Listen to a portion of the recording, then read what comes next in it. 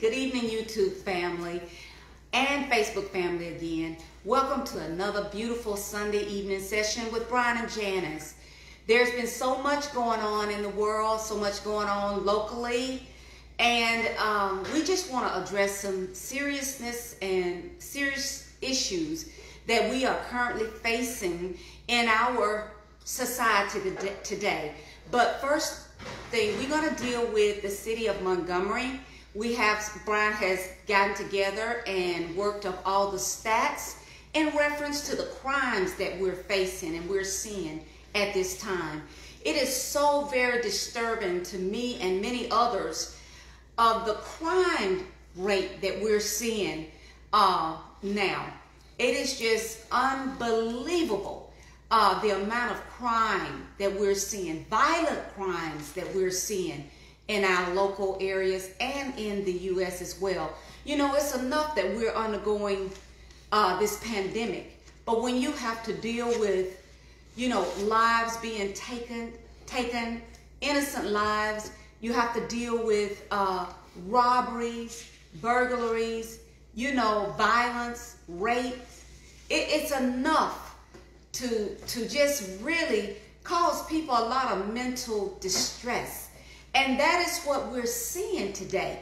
And I have no answer for it. And I don't know if anyone out there does. But what we want to do, we want to make you more cognizant of what is actually going on in our communities today in reference to the high escalation of crime. In the African, listen to me, in the African American communities, we should never, ever attack each other. But that is what's happening today. So I'm going to let Brian get us started and see if he can help us with some of the answers, if he has any answers. I know he's been researching this for a while. So I just want you to feel free to chime in and tell us what you think. Ask any question that you may have.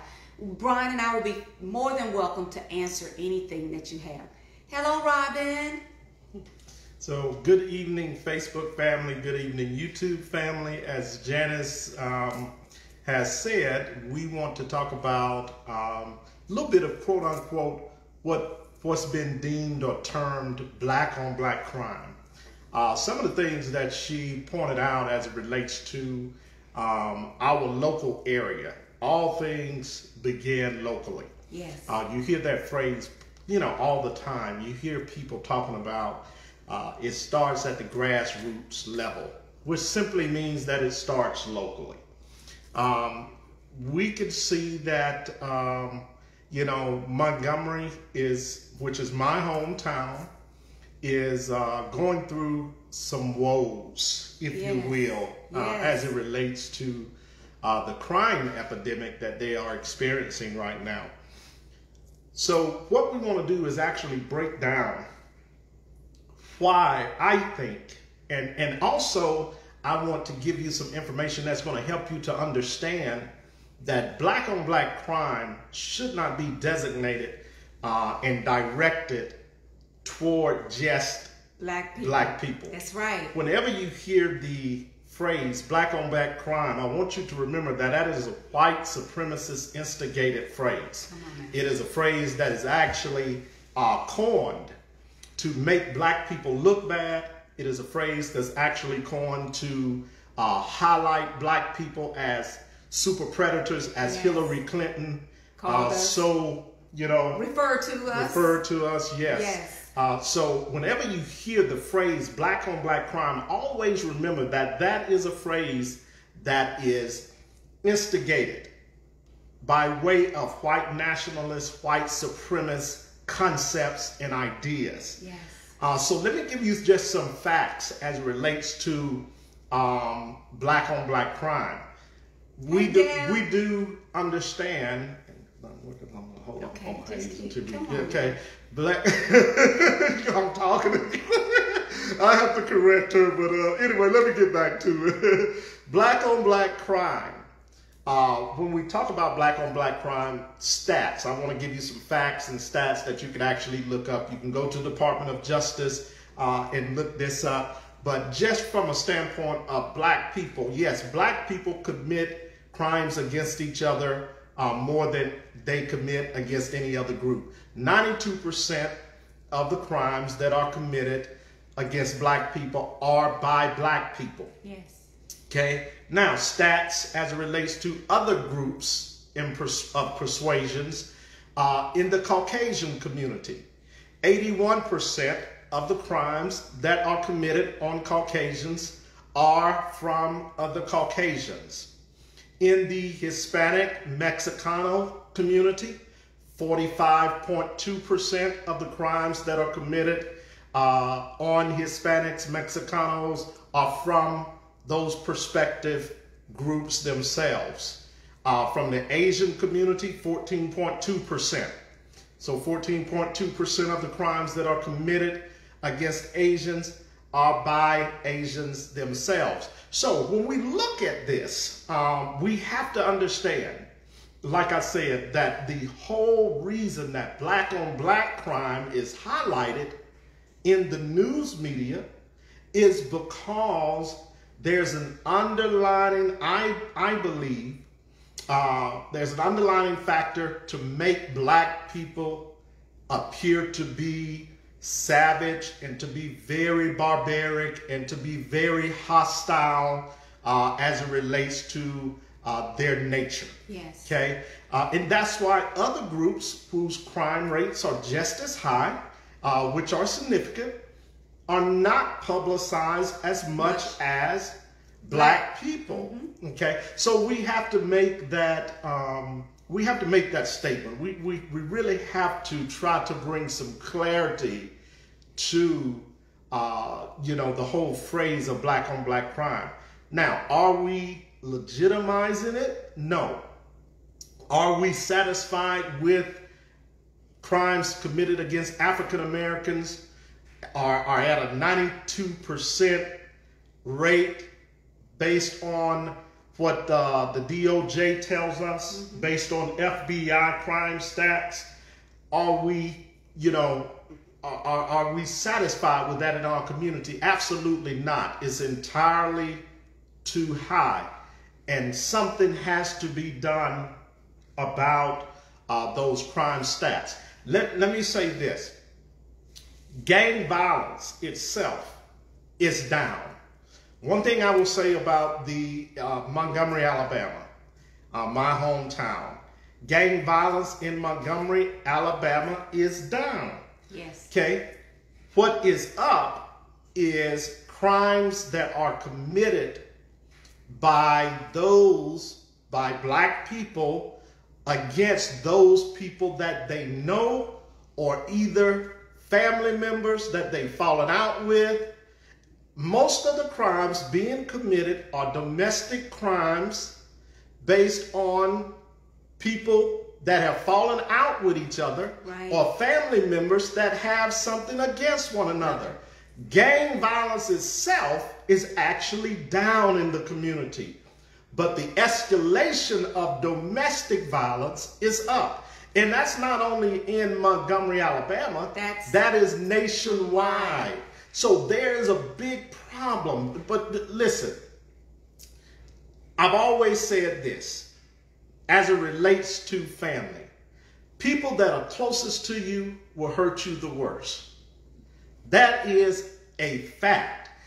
Now, and one reason that happens so much is because when family falls out, when friends fall out, because you're hurt by someone close to you, it's harder to forgive. You hold on to vendettas, you hold on to grudges. Yes. More so against loved ones, friends, and even spouses that were once married. Yes. You'll hold on to those things because you were so close to that person and because you committed so much to that individual.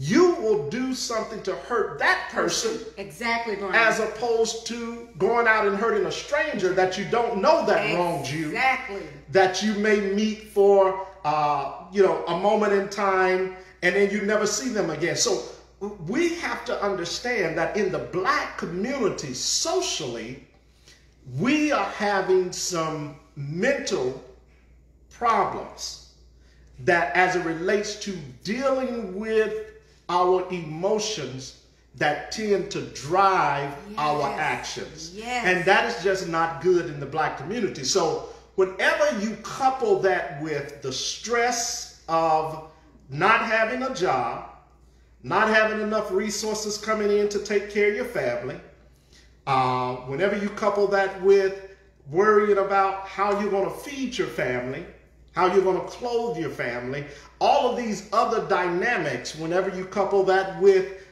being unfairly profiled, unfairly treated by a justice system that has never favored black people in general. That's exactly right. When you couple that with black bodies being tables of experiment, basically, it then throws that much more. I think, throws that much more into the wheel, so to speak. That's already revolving, and it makes it even more difficult to deal with. So, we've heard a lot about mental health with the Simone Biles and the Olympics. And I think mental health is a real issue. It is a real issue in our community. It is a definite issue when it comes to loved ones, family members, close friends, best friends. Listen, and we say this, but we say it unconsciously all the time. Hurt people hurt people. We say that all the time, but we really don't understand the context of what we're saying. So when we talk about hurt people, like I said, people that will hurt you the worst are the ones that are closest to you. Or at least that is the way it appears to be. Okay? So the minutest thing that you do when you are close to someone could feel like a gigantic hurt. Right. When on a scale as it relates to reality, it is not that large at all. But because you have invested so much in that person, or because you love that person, it seems escalated to a point to where it magnifies itself. Okay? Yes, it does. So we have to learn how to deal socially, black people, with our emotions. Emotions, domestic violence is up nationwide in every black community right now. You're right, in the United States. So I think, we need to point that out as we, go into some of the stats and as we look at some of the, problems. And that is the main problem, in my opinion, is the domestic violence based on not being able to possess the social skills. And in our community, we do not understand conflict resolution. We do not possess some of those social skills to implement conflict resolution. We let our emotions cause us to have a reactionary response instead of us, having a responsible response. There's a big difference.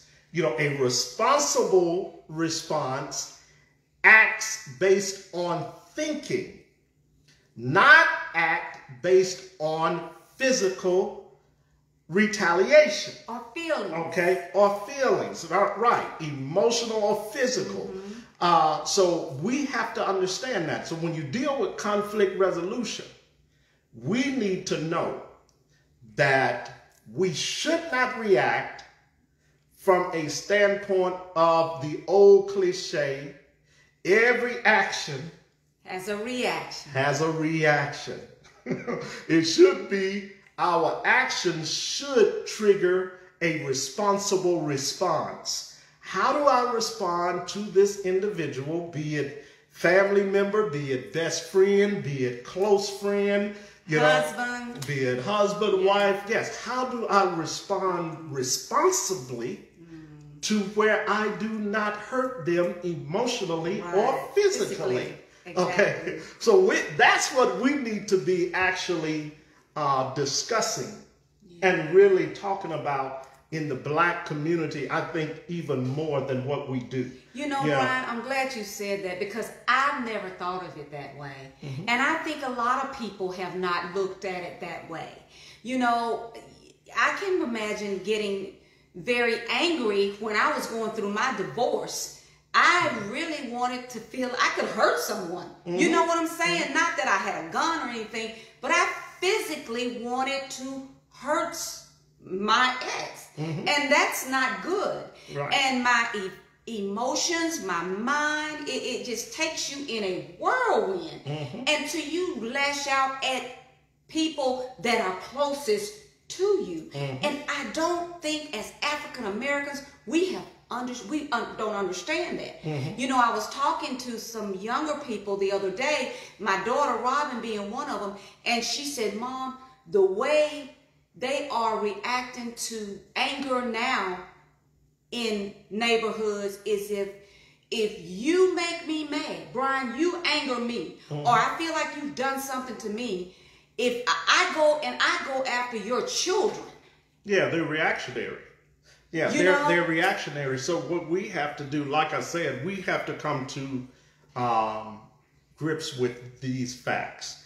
That, like I said, gang violence is down. We cannot blame the gangs. All on gangs. That's exactly in Montgomery, right. You cannot blame gangs in Selma and everything.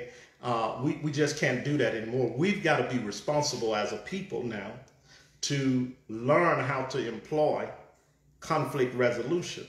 We got to learn how to respond responsibly to our loved ones, to our friends, to our neighbors, without interjecting the emotional and physical retaliation that causes harm. So when we do that, and like I said, that goes back to mental health. It goes to, it points to the inability to critically think on how to deal with certain issues based on stressors and triggers in society. Mm-hmm. That is a mental issue that we suffer from in the African American community. Wow. Okay, so I want to just point out some things and give some things just from a historical context. I want to kind of go back and show where some of this, when we start looking at why, when we start analyzing, why are we suffering the way we suffer? Why does the Black community have a 92% crime rate that we suffer from, which is higher than any other community? And I think there's some things historically that we could point to. We understand the systematic problems that we have and that we deal with on a daily basis. Those issues are not going away. They're going to be here. Those issues are going to be here because simply we are relying on a government that still doesn't care about us. So until we get to a place to where we, do something about reforming the government based on a collective, us as a collective group coming together and uniting under one banner, we're always going to have those issues. So we could deal with that a little bit later. But anyway, I want to just kind of give some historical facts here as far as the origins of Black on Black crime. So I want to go back to the early 17th century, or let's go back to the early 1600s. And you have to go back to the colony of Virginia because Virginia is the place where the first Africans stepped foot on the shores of North America. Okay, so when we go back to Virginia, and I'll make this real quick. I just want to point to 3 significant things that happens in Virginia where they actually make laws.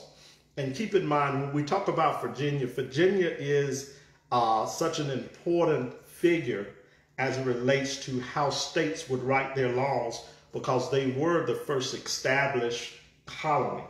Okay, so a lot of the laws that they made to govern in Virginia trickled down to the other colonies. Okay, prior to becoming the state. So that's why I'm going there. That's why I want to point at some of these laws. But in the mid 1600s, what happens in Virginia is Virginia had three groups that were actually that were laborers. So I won't say acted as they were laborers. Okay, the three groups were poor white settlers, which were also criminals and vagabonds from Europe, the native people that were over here, so those that were called Indians. Indians, yes. And then the black indentured servants that were initially brought over.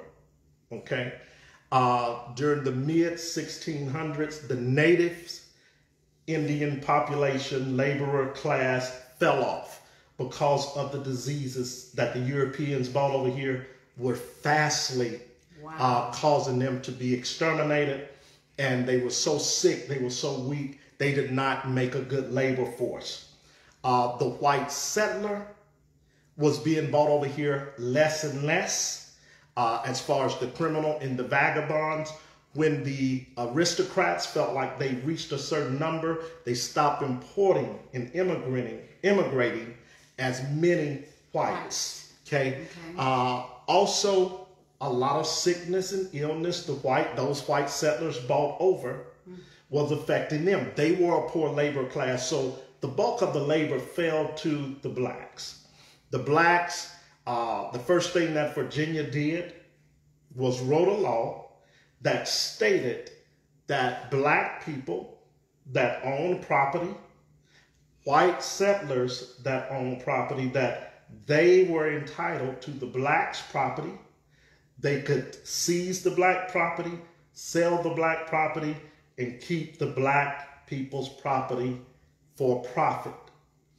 What that did is it drew a line in the sand, basically, as it relates to black people and now white people.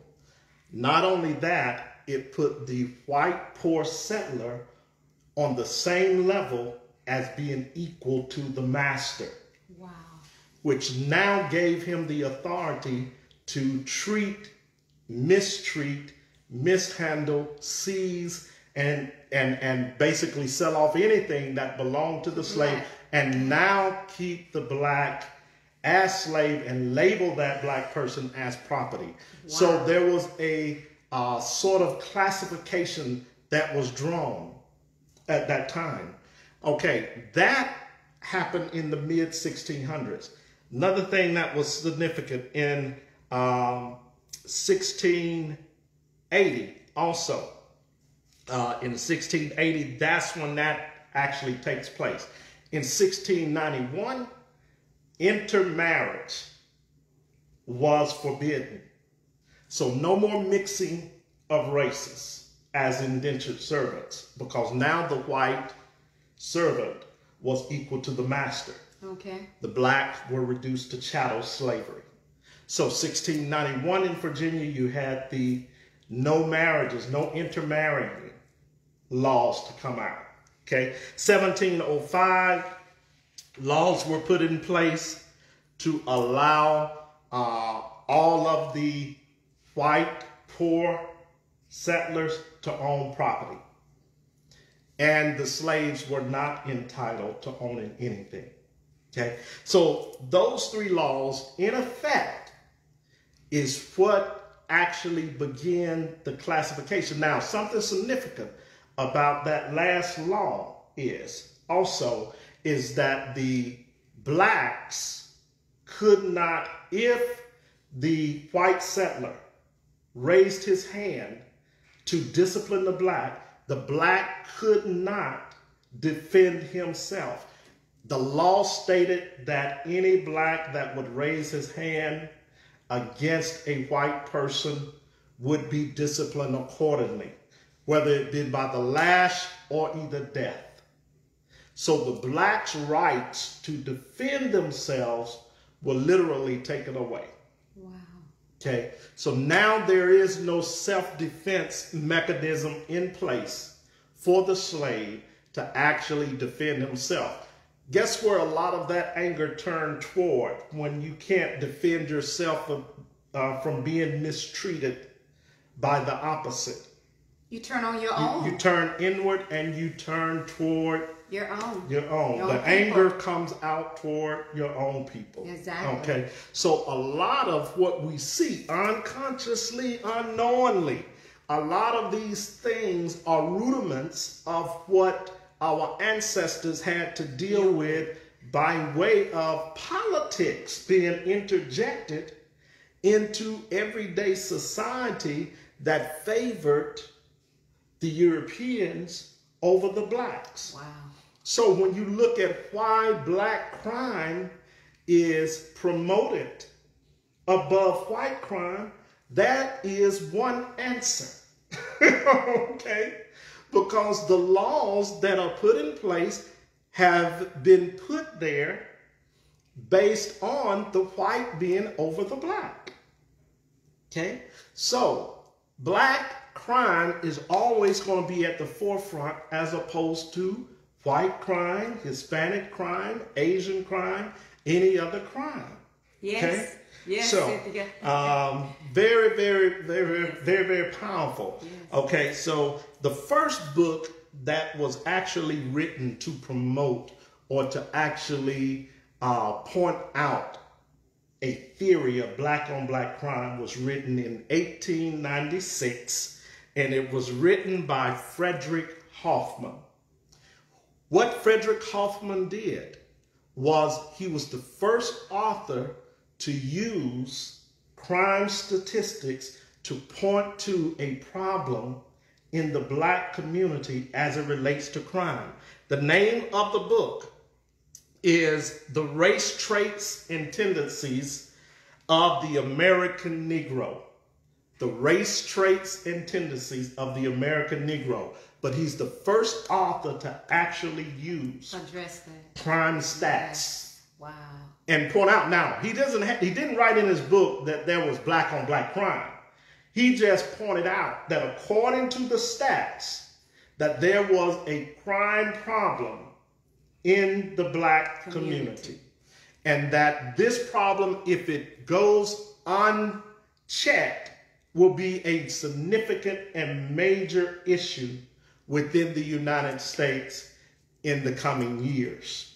Well, okay, so he was the first to do that. Yeah. Okay, so and I think that is, that is within itself is powerful, because habits and behavioral habits tend to tell you, patterns tend to tell you what a person will do 10, 20, 30, 40, 50 years. Yeah. Tells you what a community will do 40, 50 years from now. And it escalates. So, that's right. It doesn't just stay the same. If something doesn't change, if we don't change, if we don't do something aggressive to change those patterns and behaviors, then yes, it stays the same and gets worse over time. And I think that's what we have seen, family. We have seen something start as minute as the field slave being angry at the house slave. Okay.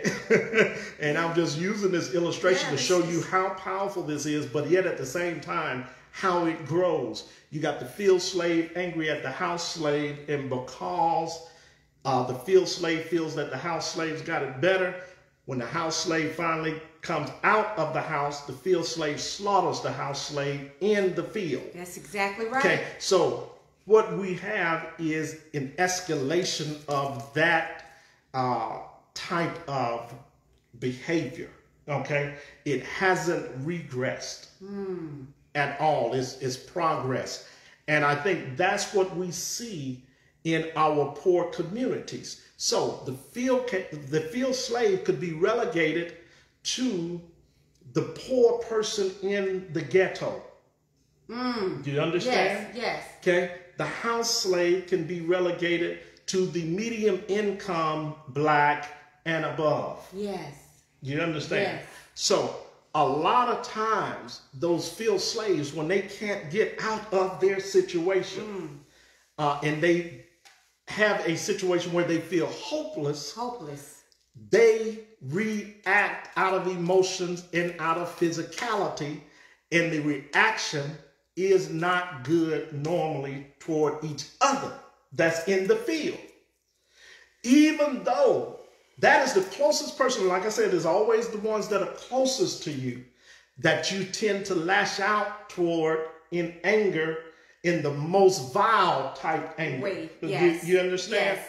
So they lash out against themselves because they can't get to the house Negro. He's protected, quote unquote, by his neighborhood. Yes. He's protected by, where he lives. His education may protect him. You understand? So there are certain dynamics that I think factor into what we are actually seeing. Well, Brian, what about the ones that made it out of the field or made it out of the ghetto and moved on to the better area? Aren't those people angry at that person?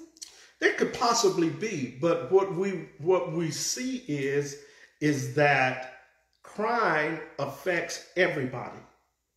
Even that person that makes it out of the ghetto is still angry. Can still be a victim to crime from somebody in the ghetto.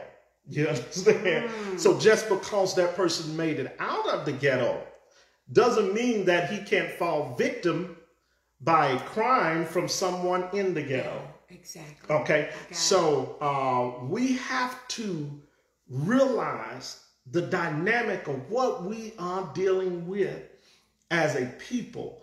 And we have to trace it back to those first laws that were established in the 17th century Virginia that now still affects us to this day. We are still, so when we talk about black on black crime, when we look at the high metropolitan areas, like I said, the whole term black on black crime was only used to further marginalize and dehumanize black people. And it says to the general public, wherever there is a high concentration of black people, there are going to be crime, problems. Yeah. There are going to be killings. Yes. There are going to be, robberies. These people cannot live civilly together. That's what they That say. is what the whole promotion of black on black crime is. So if you take the same concept and you speak the same thing as relates to white on white crime, then quite naturally you develop a mental and psychological picture that wherever there's a high concentration of white folks, there's going to be crime, especially poor white folks. So if you designate it to a specific group being poor white people, then whenever you go into a poor white community, quite naturally, you're going to think the same way about all of those people.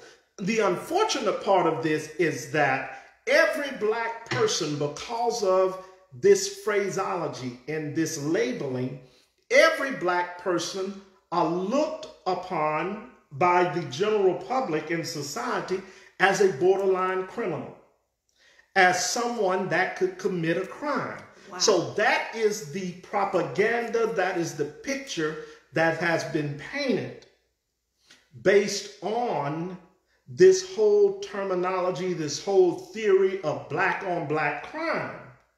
Okay.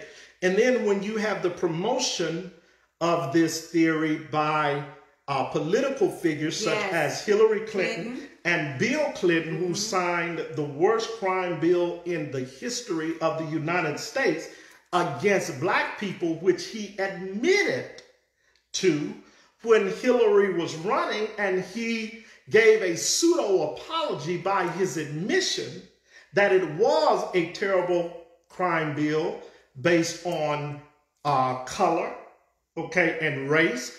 And then when you have also a president like a Ronald Reagan to throw out there the war on crime and then interject via the CIA crack cocaine into the poor black ghettos, it is very difficult for black people to overcome those type of obstacles that are purposely put there, and that type of brainwashing that is purposely done through media by way of our government.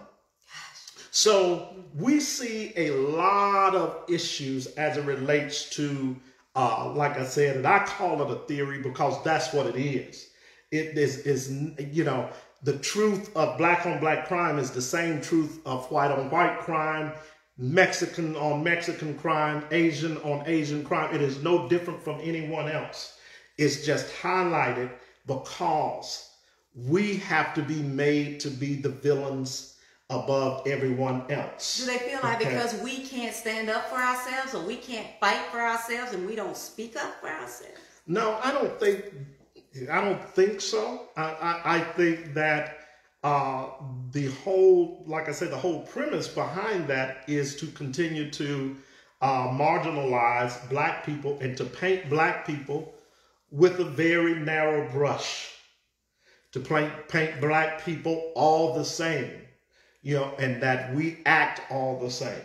So when we see these, you know, violent crimes that are committed against ourselves, then it feeds into that narrative that they are painting about black people. Okay, so let me throw out, and let me just do it, and I'll do this quickly, family. We're going to go home. So we're going to go back to Montgomery now. And I want to give you some crime stats on Montgomery. Okay. Right now, the population of Montgomery is 207,000, basically. Within that, 207,000 to 208,000 as far as the population. Okay. Montgomery Montgomery is safer than 5% of U.S. cities in the nation. That's not very much. That's not very, that means 95% of all the other cities in the United States are safer than Montgomery. Okay. We're at the bottom almost. Right. The overall crime rating for Montgomery is a D-. Okay, depending on what website you go to. If you go to other websites that give crime stats, it's an F. Okay, but let me just go to, like I said, you can go to FBI, you can go to the DOJ website. You can pull these crime stats up. You can even go to the state of Alabama. Gives you some of the stats. It doesn't give you all of them. But I just want to deal with it, and I'll deal with it from a minor standpoint. Okay, violent crime is composed of 4 offenses. So I'm going to talk about violent crime, and then we will talk about the lesser crimes, or what they consider property crimes, things of that nature. But violent crimes are made up of 4 offenses: murder, non-negligent manslaughter, forcible rape, and robbery and aggravated assault. The property crimes are 6 property crimes. Falls into these categories: burglary, larceny, theft, motor vehicle theft, arson, vandalism, and shoplifting. Okay, so if we look at the violent crimes in Montgomery, there have been 1,189 violent crimes in Montgomery. The crime rate per 1,000 residents is 5.99%, so 6%. Okay? In property, there have been 8,045 property crimes. That basically equates to 40.52% per 1,000 residents. Okay? Violent crimes, the national average for violent crimes is 4%. So Montgomery is basically 2% higher than the national average. Okay? 40%. No. Violent crimes. Violent crimes for Montgomery is 5.99%. Okay? So the national average for violent crimes is 4%. So they're basically 2% higher. Okay. Montgomery is than the national average. Alabama, Violent crimes average is 5.11%. So Alabama overall is lower than Montgomery. Montgomery is higher than the state of Alabama altogether.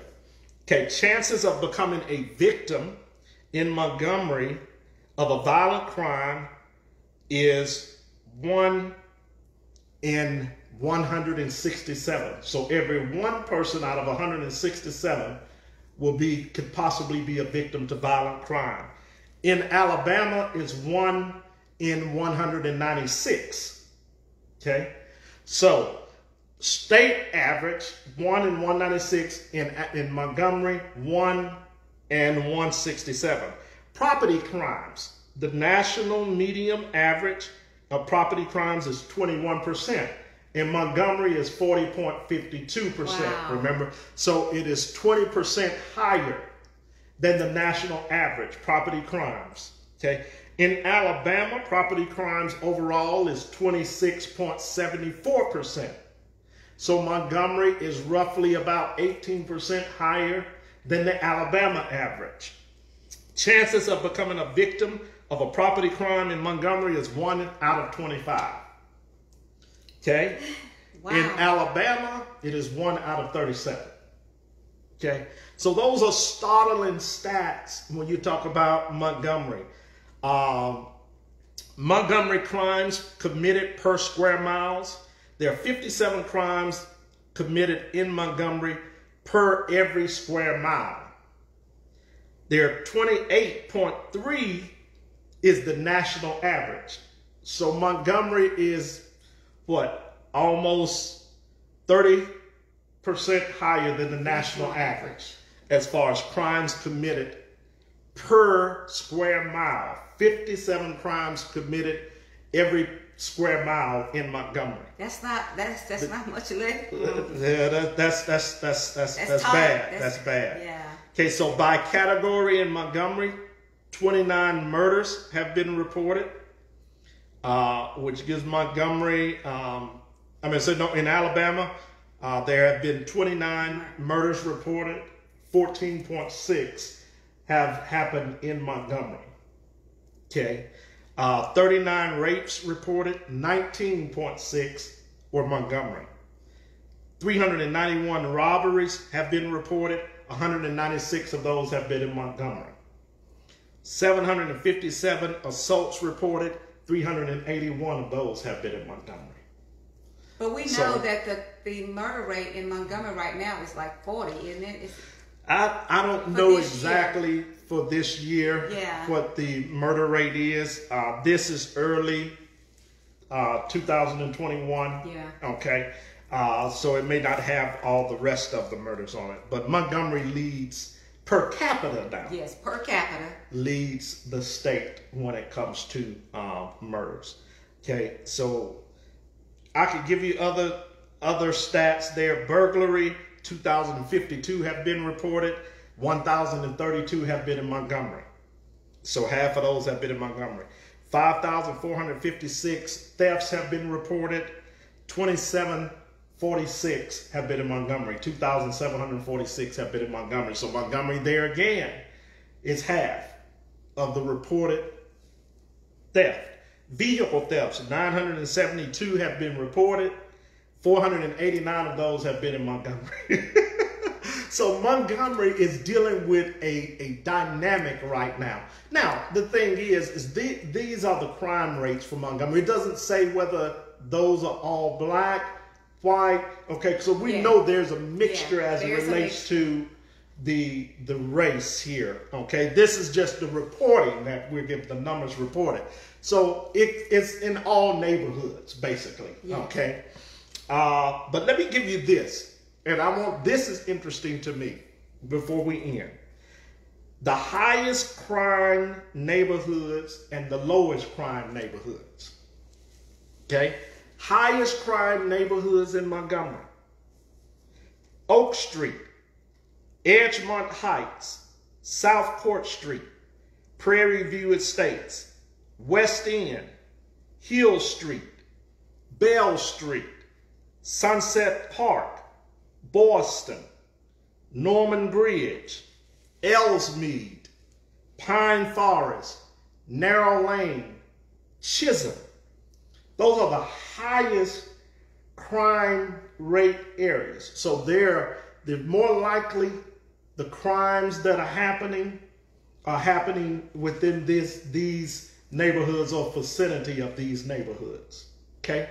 The lowest crime areas or neighborhoods in Montgomery.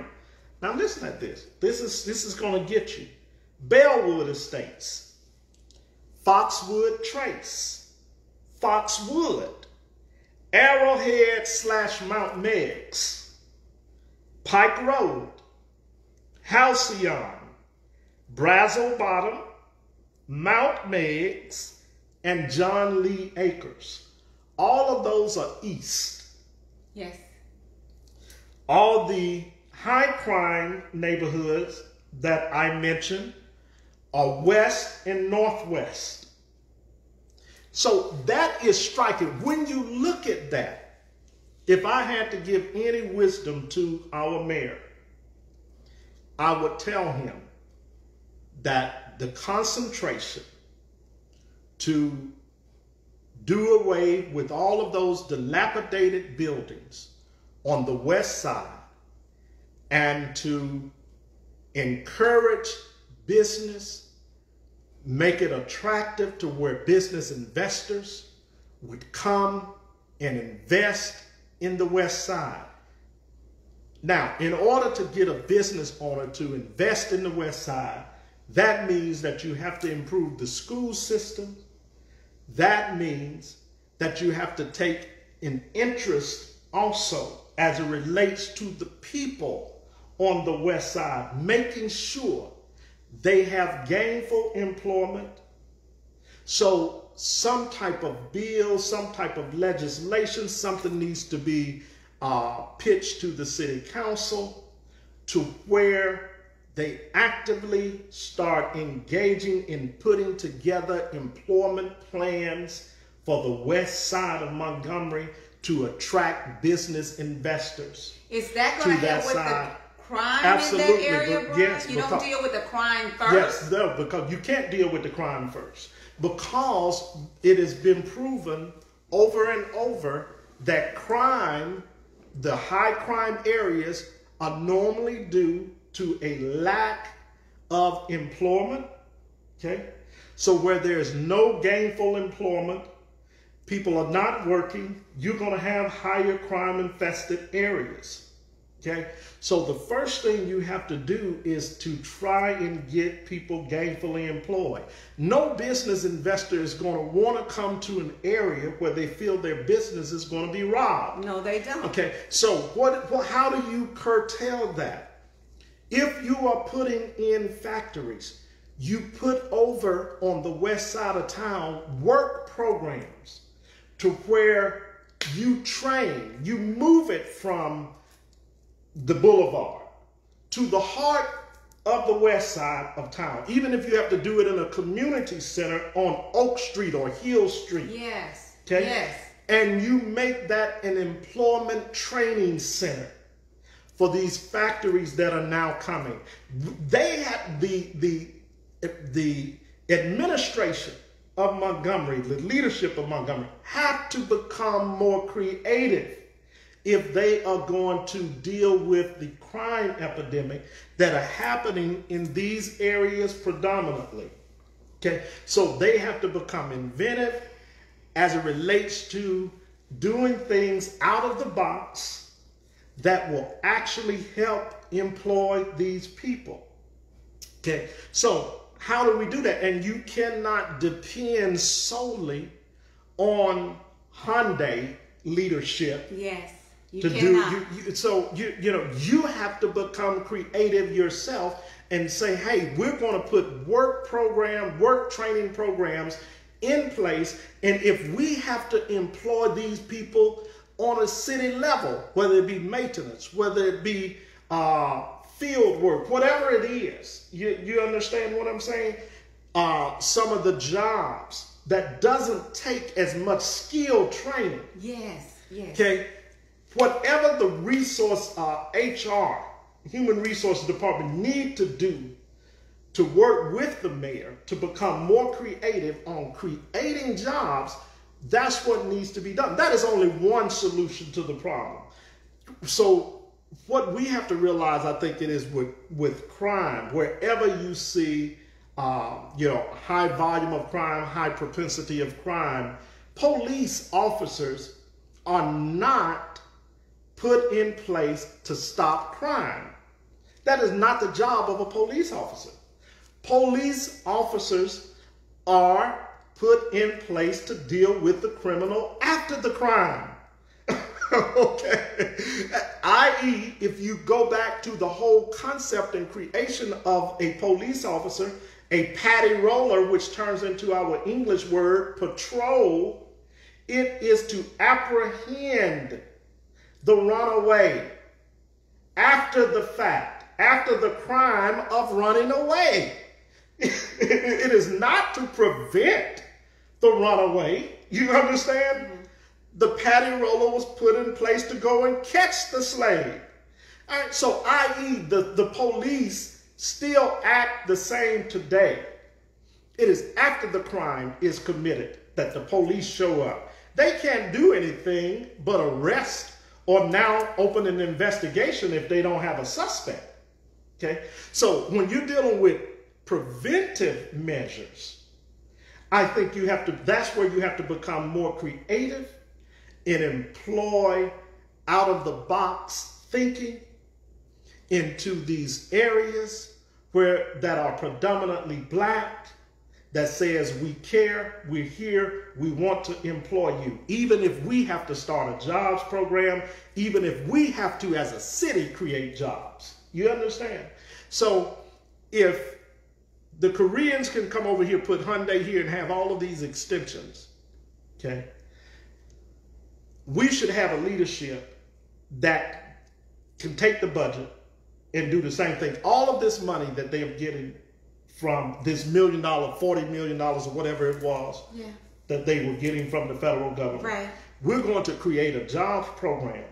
We're not going to park this money out to all of these different extensions. We're going to create a jobs program on the west side of Montgomery. We're going to put a training center there. And then we're going to, even if we put it in the city budget, we're going to hire more sanitation workers. We're going to hire more maintenance workers. And we're going to put some of these young guys to work. Exactly. Okay? You just have to become creative if you're going to do it. If you do not do that as a preventative measure, then crime is going to continue to escalate. And you're going to continue to have the domestic level of crime going up, regardless of what the gang violence does. The domestic crime, like I said, is higher now than gang violence. Okay? So you've got to deal with that. And a lot of times domestically, if you have a person that is busy, you have a person less likely to commit crime and to be so emotionally involved to where they feel like they have to retaliate physically. That's a good point that Felicia is making. What is that saying?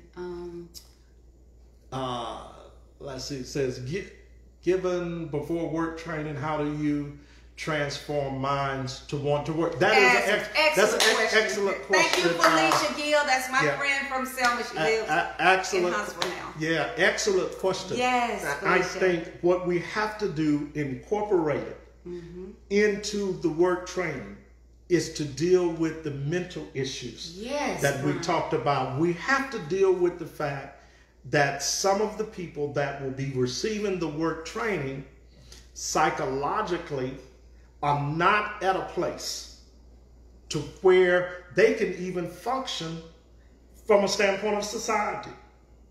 A lot of the people don't work because, and Felicia, great point, because mentally they're not capable of working. Exactly. So now you have to actually train their mind. Yes. And that means whatever problems you have to deal with that individual socially, you deal with that first.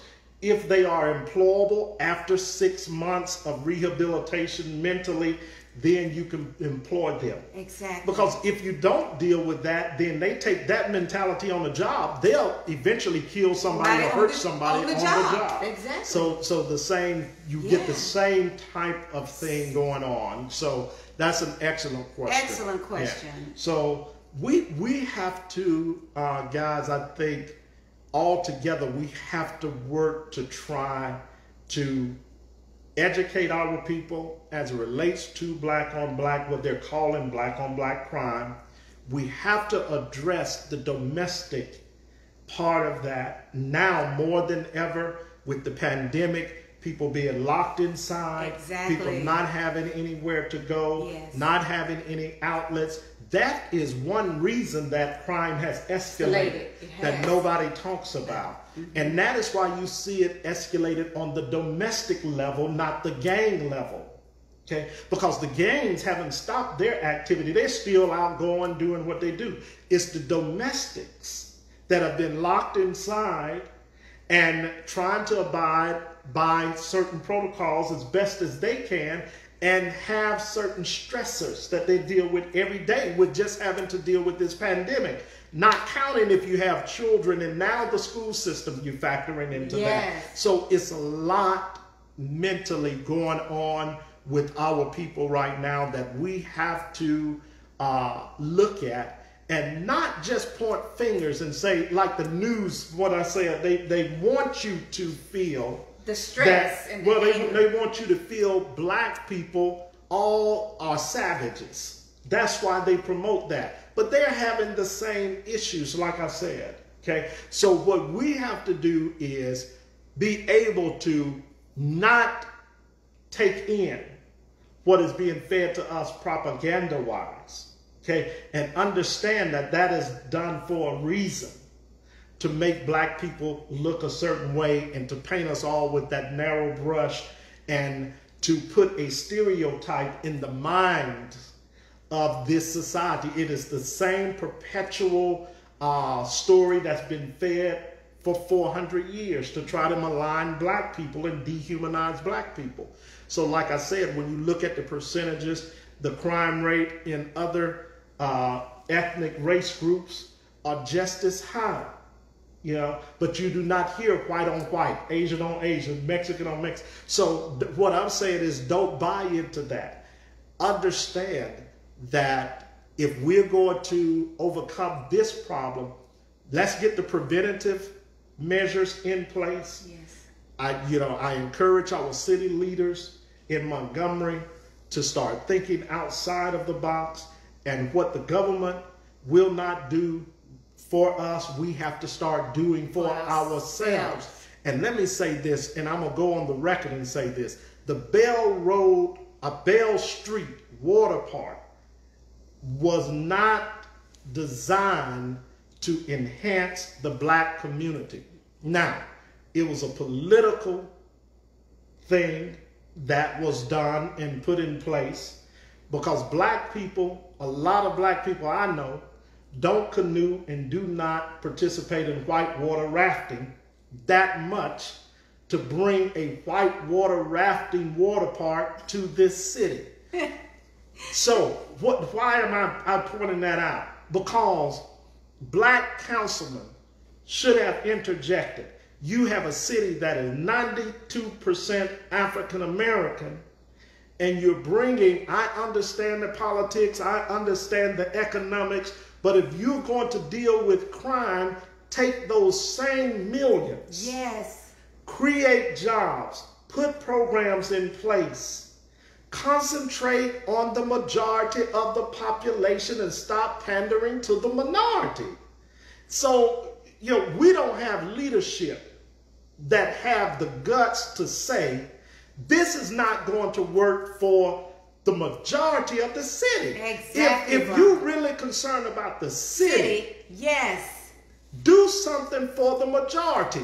They are always doing something for themselves as it relates to what they want. Yeah. They don't consider the majority population of the city. They are not the majority anymore, but no, they're not. We are still acting like the minority. You got a city council there, you got a black mayor stand up and say, no, I don't promote this. This is not going to be healthy in the long run for the growth of the city. Economically, we can make up for this by making sure that we invest in our schools, we invest in the majority of people, we put job programs in place, we start doing something with these dilapidated buildings on the west side. Come on now. So when you have your city developer, all of those other people that are in place that are black, get creative and stop playing politics with the white 1% that is your slave master. Be willing to leave the plantation and say, no, we're going to do something for the majority that helps this city. Come on now. If we had leadership that would do that, we could turn the tide as it relates to the theory of black on black crime. So there it is. I'm done. Brian, I have a question. You're not done. You're not done. So with you saying that, I understand that big water park coming to Montgomery was not done under the leadership of Stephen Reed. I want to clarify that. That's it correct. Was not done That's under correct. Stephen's leadership. That was that, done prior to Stephen. That was already in the works. So we do want to clear that up. And Stephen is doing a wonderful job. He is doing everything that he can to help Montgomery. We have to, the biggest problem, like you said, Brian, is mental illness. Number one, we do not even have a decent, a C-rated mental health system. We don't. Yeah. It's sad. People, these young black women that have children by these guys that don't have jobs, that can't work, that are angry, that are frustrated, that they're out there committing these acts against the domestic acts. Okay? They are frustrated because they feel like they have no recourse. And you know what? I would agree. I think that's a good point, and thank you for Janice is correct. That wasn't done under the present leadership of mayor. Some of the city council were in place that got reelected, and then we had new city council people elected. But still, now you even with that being in place, how do you develop as it relates to black people around that? So we could deal with that on another show. But I do agree, the domestic problem that we have as far as the mental health of our people, we have to address that. That's why I say we have to start investing in training programs to where we put counselors there that really are concerned about our people and that are not, not there just for the money. Right. You understand what I'm saying? But really love our people. You know, Brian, I worked in mental health for 5 years. I was the director of Gateway Acute Psychiatric Unit. So I understand the in-depthness of mental issues, mental health issues. And a lot of people that work in those entities, they get burnt out because there's not enough people in that industry to help deal with this. And to be in that industry, you as a worker, in a healthcare professional in that industry, you feel like you're going through mental health issues. It's a lot of burden when it comes to dealing with mental health. That's why more funding has to be allocated toward that. So if you're bringing in the jobs, if you're going to bring in the training sites, you got to go back and deal with the grassroots, which is the mind, even back in slavery. We're still in bondage from that. Yeah, we have to deal with the mind. You know, one thing is if there is no funding, it's very difficult to get those particular professions in place, those people in place that are actually trained to deal with mental health. It's very difficult to deal because nobody now, quote unquote, because you have the ultra-capitalist system in this country, nobody is going to do anything to help anybody else without show me the money. Okay, so we have to do something as it relates to even with the grant programs that are set up for that deals with it. You have grants now, you have billions of dollars that are being allocated to deal with mental health. You do. So what are we doing with it? We have to create programs to where we can access that money and get in these neighborhoods and put brick and mortar facilities, even if it's just a small one, in place to where people can physically know I can physically go there. And there's somebody there I can talk to. Exactly. Even if it's an existing structure. Yes. You know, so those are things, like I said, we just got to think out of the box. You know, we got to start doing things a little bit more creative. And then I think once we start doing that, we could kind of turn the tide. No, what is she saying? You saw that? Okay, you addressed that. Yeah. Well, so, you know, we do want to continue this, and I think mental health is a very, very good discussion. I know, you know, we're in this session now, but I'm going to ask Brian to come back and address that, because until we deal with that, we're at a standstill. We're at a block. Mm-hmm. Everybody really, because the people that are working in that environment, they're drained. Mm-hmm. They're at a block. So what we would like to do is get someone on the program that is really out there, quote unquote, in that industry. Yeah, in the fight. If you are, and that is good, if you are a mental health professional, reach out to us. Reach out to Janice. Let us know if you've got some ideas on some things that we could possibly put in place together as a community. You know, we could start a program, and we can get a 503, 501c3, whatever needs to be done in order to access and to get grant funding to try to put something in place. So if you're a mental health worker and you can give us some inside information as well, please do. Help us, yes, and I can talk about it from the historical aspect of what I feel we need to do going forward as a people, but we still have to have people to do it. We have to have people in place. That are willing to do it. That are willing to do it. And even give instructions to somebody that may say, well, I got a passion and a desire to do this, and they just don't know how to get started. Exactly. So, yeah. Yeah. Hi. Awesome. Hi, Sharaj. Shakira. Hey, Shakira. Robin says great. Sharaj. And Sharaj. Both of them. We miss you guys. Awesome. Come see us. Thank you, Phyllis. Robin says, great idea. Awesome. Thank you. Thank you guys for joining us today. Yes. Our YouTube family, please. Men and Women of Destiny, we are on YouTube. Facebook family, please share this video with as many people as you can. We want to help. We're here for you. We're here for you. Just know that. Thank you. We love you. Bye-bye.